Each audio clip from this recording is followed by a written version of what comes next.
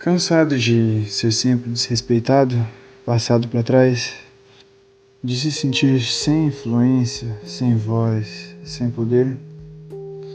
Então me acompanhe nesse vídeo, onde vamos falar do livro que pode mudar a sua vida, te levar para outro patamar em todas as áreas desejadas, te ensinando como ser uma pessoa mais estrategista e poderosa.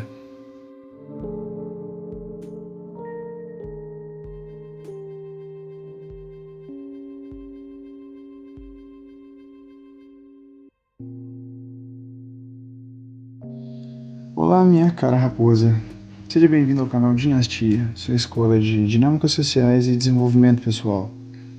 Antes de continuarmos, já deixe seu like e se certifique de que você está inscrito no canal e com as notificações ligadas para que não perca nenhum dos próximos vídeos. Poder, manipulação. Duas palavras que, num primeiro contato, nos geram certa aversão. Na maioria, devido ao que nos é ensinado culturalmente desde pequenos. Mas fato é que tanto o poder quanto a manipulação, ou persuasão, como também pode ser conhecida, não são nada além de meras ferramentas neutras em sua natureza, que não são boas nem más por si próprias. Assim como um martelo, por exemplo, que pode ser usado tanto de maneira construtiva quanto de maneira destrutiva e violenta, a manipulação e a persuasão dependem somente da índole do usuário. De toda forma, é útil conhecer suas artimanhas e como funciona a natureza do poder, para que não caiamos nas armadilhas daqueles que sabem e os usam contra nós. A polêmica obra As 48 Leis do Poder, de Robert Greene, é o livro de cabeceira de todo mundo que deseja subir na vida e alcançar seus objetivos, aceitando a realidade de como o poder e as dinâmicas sociais são e funcionam, e usando das leis eternas do poder para chegar lá. Está preparado para o início da jornada definitiva rumo ao conhecimento que vai mudar a sua vida e a forma que você enxerga o mundo e as pessoas? Então comecemos agora a falar sobre as bases do poder. A sensação de não ter nenhum poder sobre as pessoas e acontecimentos ao nosso redor é sufocante e insuportável. Quanto mais nos sentimos impotentes, mais ficamos infelizes. Ninguém quer ter menos poder, todos querem ter mais. Mas no mundo de hoje em dia é perigoso aparentar ter tanta fome de poder, aparentar ser premeditado nos seus movimentos para conquistar o poder. Todos têm que parecer justos e decentes, e, por isso, a exigência de sutileza. Temos que ser agradáveis, mas astutos, democráticos, mas não totalmente honestos. Esse jogo de constante duplicidade se assemelha muito à dinâmica de poder que existia no antigo mundo da corte aristocrática. Em toda a história sempre houve uma corte formada em torno de uma pessoa que estava no poder, seja ele rei, rainha, imperador, líder. Então, hoje em dia enfrentamos um paradoxo semelhante ao dos cortesãos daquela época. Ao mesmo tempo que tudo deve aparentar ser civilizado e decente, democrático e justo, se obedecermos com muita rigidez essas regras, se as tomarmos de maneira muito literal, somos esmagados por aqueles que estão ao nosso redor e que não são assim tão tolos. Como escreveu o grande diplomata renascentista Nicolau Maquiavel, abre aspas, o homem que tenta ser bom o tempo todo está fadado à ruína entre os inúmeros outros que não são bons. Essas palavras devem ser não apenas guardadas, mas também usadas como seu mantra pessoal. Para algumas pessoas, a ideia de participar de maneira consciente desses jogos de poder, seja de forma direta ou indireta, pode parecer maldade, pouco social ou uma relíquia do passado. Elas acreditam que podem optar por ficar fora do jogo, se comportando como se não tivessem nada a ver com poder. É preciso ter cuidado com pessoas assim, porque embora elas demonstrem essas opiniões, com frequência são os maiores especialistas no jogo de poder. Usam estratégias que disfarçam com habilidade sua natureza manipuladora. Esses tipos, por exemplo, costumam exibir sua fraqueza e sua falta de poder como se fosse uma espécie de virtude moral. Mas a verdadeira impotência sem que tenha nenhum motivo de interesse pessoal, não passa por aí se divulgando e divulgando a própria fraqueza para conquistar o respeito ou simpatia.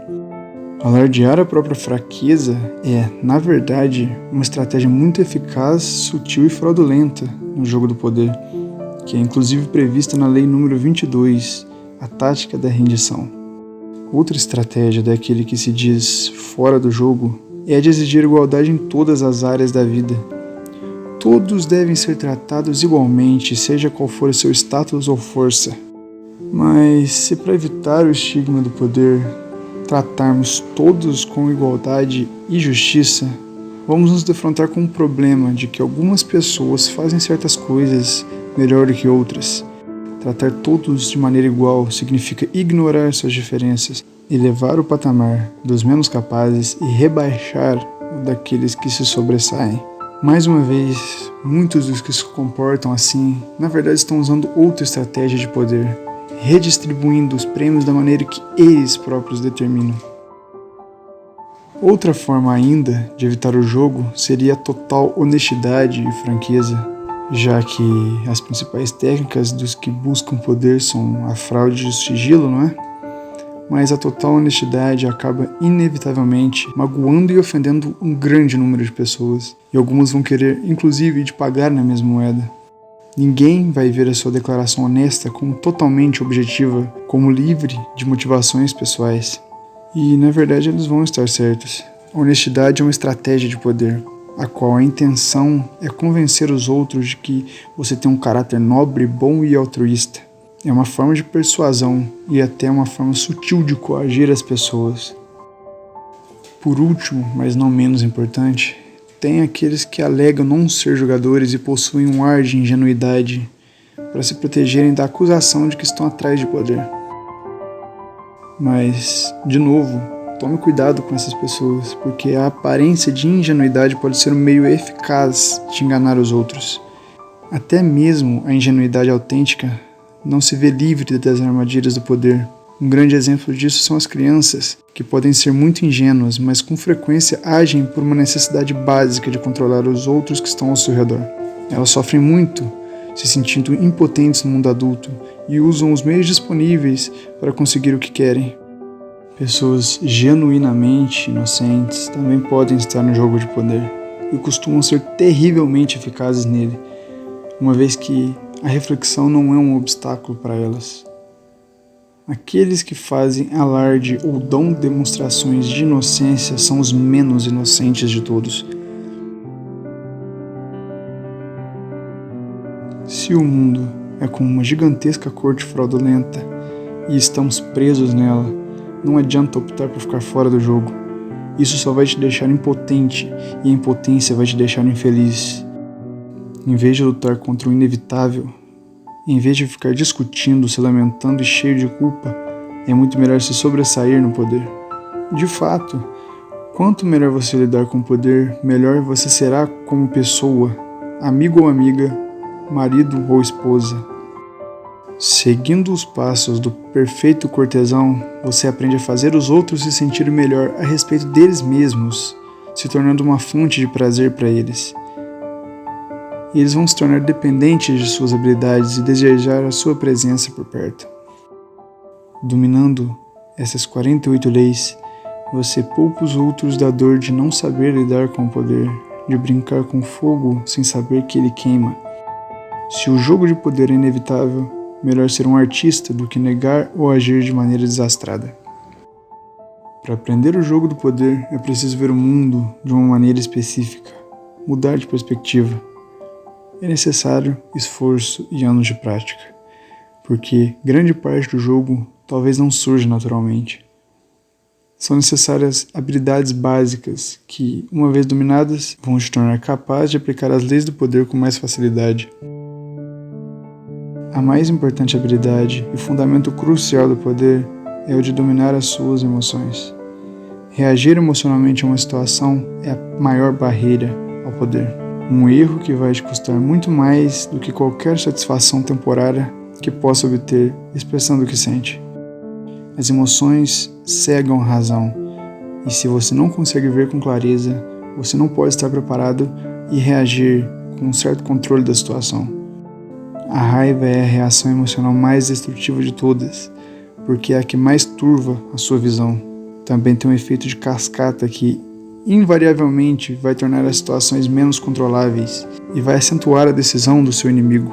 Se você está tentando destruir um inimigo que te magoou, é bem melhor desarmá-lo fingindo amizade do que demonstrando que você está com raiva.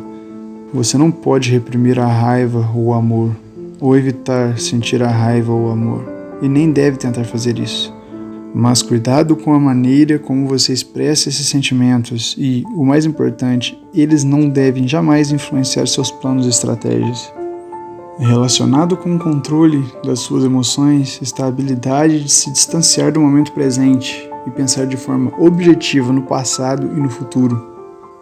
Assim como Janus, a divindade mitológica romana que tem duas faces e é guardiã de todos os portões e entradas, você deve ser capaz de olhar para ambas as direções ao mesmo tempo, para saber como lidar melhor com o perigo, seja lá de onde ele vier. É esse o rosto que você deve criar para si próprio. Um que olha sempre para frente, para o futuro, planejando todos os seus passos, e outro que olha para o passado, analisando seus erros, aceitando os vacilos cometidos e se comprometendo em não cair mais nas mesmas armadilhas. Esse é o fim desse vídeo introdutório e apenas o início da sua jornada nas leis do poder. Assistiu tudo até aqui?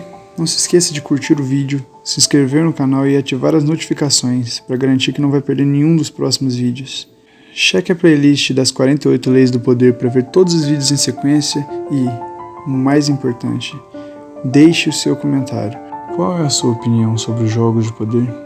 Continuem buscando conhecimento e até a próxima.